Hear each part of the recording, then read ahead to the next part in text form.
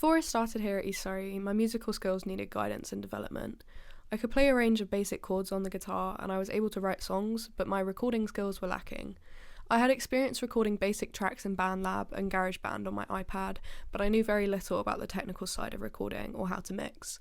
There wasn't very much I could do on my own, as the DAWs that were available to me were quite limited on the mobile versions. During my Level 2 course, I began to learn and get the hang of using Logic Pro. I learned how to set up and use equipment in studio settings. I found my feet during this time and I got comfortable with the process of transferring my songs from acoustic performances to an arranged and produced recording. For my Level 2 FMP, I produced a 3-track EP and achieved a merit for it.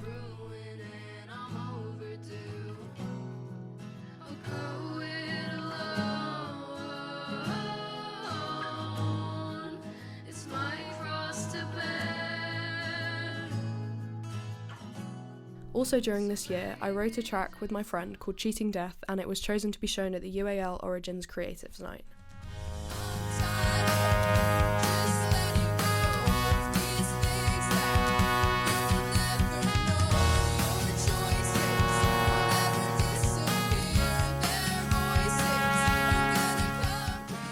In my first year of Level 3, I continued to develop my songwriting and production skills further, creating a 6-track EP for my FMP. This consisted of the songs I had written throughout the year. The tracks I'm the proudest of are Witness,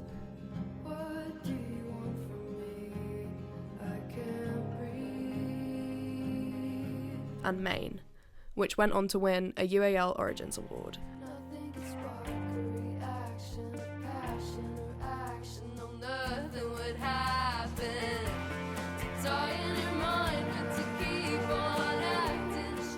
I achieved the grade of a pass for this FMP as my research was not sufficient for a merit. During this year, I also fell into a routine of what worked for me with recording equipment. In my first year, I used an SM57 dynamic microphone for mostly everything. After experimenting with the mics available to me, I much prefer the sound of a condenser microphones for my vocals and guitar. I use the Sub-Zero Condenser 400 mic in specific. They really capture the intricacies and nuance in the recordings compared to the flatter sound I was used to with the SM57. I can achieve a closer and more intimate style of vocal recordings by using this microphone and not using a pop filter, and I love how this mic enhances the high end of my acoustic guitar and adds a kind of sparkle while picking up the bass equally. The aim of my project is to create a track inspired by the events of the Second World War, musically influenced by I'm Your Man by Mitski,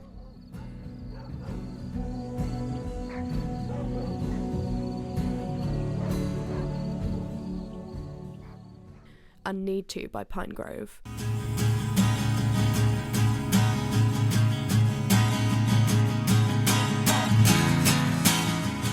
I have chosen to research letters between soldiers and their loved ones at home. I plan to explore the emotions of loss, longing and love between those who have been separated in my track whilst relating to my own feelings in the process. For my secondary research, I will be researching the Second World War to give me a general understanding of the events that took place during this time. My main focus, however, will be on letters home. I have looked through many of these letters and bookmarked the ones that I feel have struck a chord emotionally and that I feel I can draw my own experiences from into the content. Here are some of the examples from the stories I've been researching. My primary research will include a focus group of my tutors whose musical and technical opinions I value highly. This is Nick, Graham, Steve, and Mark. Throughout my project, I will be seeking their feedback and ideas on my track to aid my decision making. I will also be carrying out a few experiments with the techniques I use. For example, I'll be testing out the difference between a recorded vocal using a pop filter compared to without. I will be observing my tutors and peers carrying out tasks I have interest in learning, and this will allow me to learn by watching and listening rather than looking up online or trying it myself with no prior guidance. These are the research sources I will be using. My first musical influence for this track is I'm Your Man by Mitski. The aspects of this track I'm particularly fond of is the ambience in the background of the song and the way the acoustic guitar is played. I would like to include some form of nature sounds in my track to add ambience and organic feel to my track. This could be ambience that I record myself outside, or I can look through free sound libraries online. My second musical influence for my track is Need To by Pinegrove. This song also features nature ambience in its intro and outro, which I feel adds to the emotional impact. I enjoy creating a space around my track, whether I do that with backing vocals, synths, electric guitar, or all three. I think that adding an element like this into my song will achieve the space and emotion I'm after. For practical problems, sometimes it's easy to find the answer with a Google search or asking if my peers have experienced anything in the same and what they did to solve it. It can be trial and error at times when it's unclear what the problem is or what's causing it. When these problems arise, I usually try and rule out everything I can think of that might be contributing to the issue before I ask for help from Steve or James. In most cases, I'm able to tell if it's something fixable, like cables needing switching out or the sound settings not set to the right outputs, or if it's a more complex issue that I'll need to ask for help, as I don't want to make anything worse or lose time I could spend working, messing around with the settings that I don't understand. Theoretical problems are harder to solve in most cases. My main downfall is things not going to plan and falling out of my plan completely. I tend to work quite quickly in the production stage of this process as I'm following the flow of creativity, and I end up tunnel visioned on the recording and editing, and the written work falls to the wayside.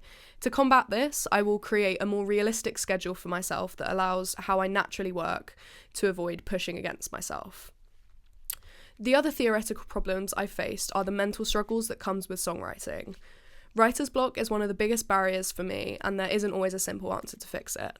My creativity comes only when it wants to, and when there's nothing there, it's like trying to draw blood from a stone.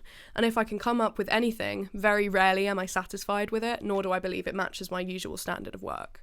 This is especially difficult in the college environment, and aside from a few lucky exceptions, writing here is near impossible at times. This makes my work to rest balance difficult to manage, as I don't always have the energy to write at home, creating a time crunch issue. I've been trying to combat this, however, by testing out different approaches to writing whilst at college. For example, a change of scenery is very helpful.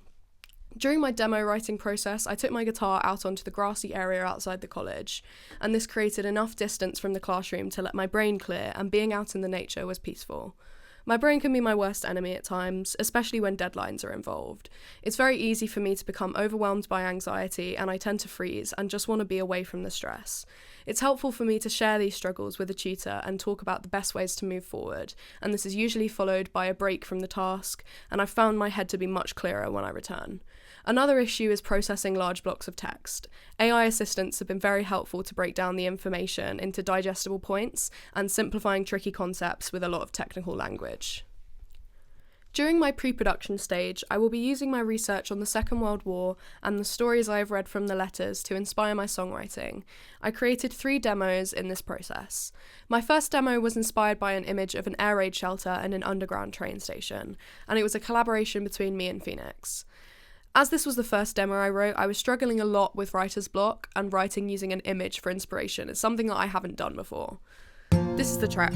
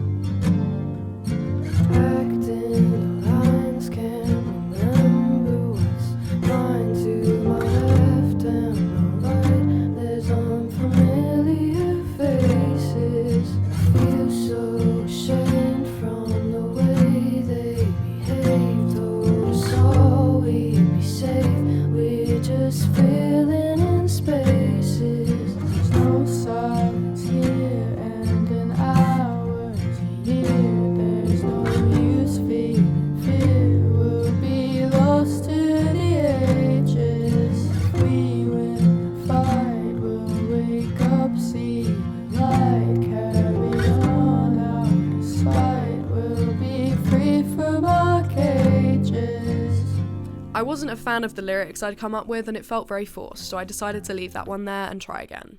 My second demo was inspired by the very heavy emotions I was experiencing after reading through so many devastating stories in the letters. I found myself getting too close to the emotional content, and I knew I wouldn't be able to complete the demo without fanning the flame of those very raw emotions, so I decided I needed to take it in a different direction. This is that track.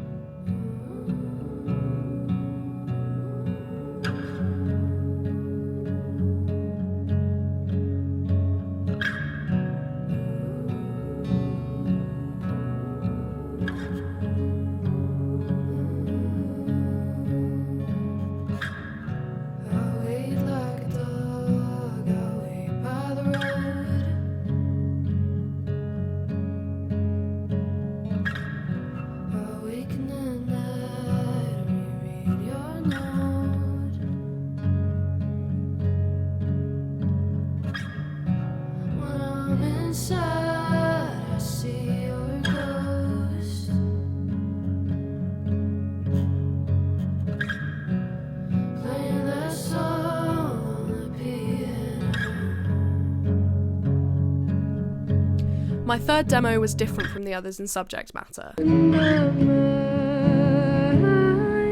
I see before me all the plans I let die. It feels as if I'll never see the sun shine. It's easier to hide away in low light. I'm scared I might grow again, frozen in place, and I might just stay here forever if nothing's getting better. No more mistakes. I just don't think about the weather. I'll never reach a letter, 'cause I'll never hold. I realised that I was thinking too literally about it, and it was stopping my creativity from letting me get where I needed to go. This was very important for me to do, and it helped me reconnect with my writing process and access the true emotions going on. After this, I was able to see clearly that I could relate my own emotions and experiences to the feelings that I was trying to convey. After this, I was able to recycle some of the chords I had used in my third demo, and I was able to write my fourth and final song for the project. I was very happy with the outcome, and the ideas I had been developing in my demos fit perfectly. To produce this track, I will be using a Sub-Zero condenser microphone to record my vocals and acoustic guitar. I will also be including electric guitar, which I will record using a line-in. I usually mix the track as I go, adding effects and using automation in the EQ channels to achieve the sound I want. I find it easier to do it this way as I'm able to see the vision of the song clearer and I know what's missing or what's out of place. I will be double tracking my vocals and acoustic guitar. During this time, I will also be calling on my focus group to get feedback and input on my work. In post-production, I will finalise the mix and run this past my focus group to see if there is anything that I'm not hearing in the mix. This will also give me a chance to look over my written work and make sure everything is completed and ready to go. This is the plan for my project. The skills I will be developing in this project are songwriting, recording, working with Logic, and mixing.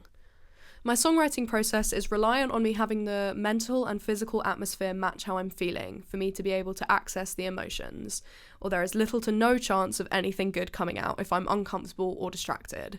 My approach to songwriting has been different than normal for this project, as I was battling writer's block whilst creating my demos, and out of my comfort zone with writing about something that wasn't my own personal experience.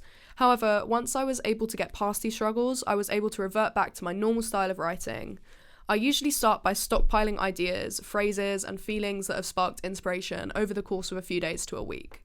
This is very helpful and something I've only recently realised that I do. It ensures that once I sit down to write, I have plenty of things that I can pull from. I start by putting my guitar in a tuning that I like, and I play around for a while, finding a chord sequence that I connect with. Once I have this, I start humming or singing made-up melodies over the chords. These melodies then turn into words, and it evolves from there. The song structure that I normally write in is verse, verse, chorus, verse, bridge, chorus. This differs sometimes in each track, but this is the structure my brain naturally writes in most of the time. I use an app called Rhymer's Block to write down my lyrics, as its main feature is showing all of the words that rhyme with the last line. This is so helpful when I'm stuck on a lyric and I can scroll through to find inspiration. In Logic, I start by figuring out the tempo and time signature, then I play along to the metronome and use the arrangement markers to create a template for my tracks. This is very important to keep track of where I am in the song so I don't mess up in the middle of a 4-minute long take. This can end up stealing a whole day from you, as the more time I spend re-recording long guitar takes, the less stamina I have to continue, and the quality decreases in the process. I always double or triple track my guitars as I love the fuller and layered sound it gives. I like to use the Sub-Zero condenser microphone for this, and I position it a couple inches in front of the 12th fret, but sometimes I experiment with the mic placement if it's picking up unwanted string sounds or not capturing as much bass as I'd like, moving it closer or further from the sound hole. For some songs, I like to record in the main TV room, as the big echoey space complements my guitar very nicely, but it does have its downsides as well. Since it's the big room, I have to be careful not to make any noise, even the smallest breaths can be picked up by the mic. I record all of the basic guitar for my track before I move on to the vocals. I double track my vocals as I go to save me time later, making sure I'm happy with every section before I continue. This is either my favourite or least favourite part. When it's a harder song to sing, it takes me a lot longer to be happy with the takes, and since it's my own voice, this can really wear me down after a while.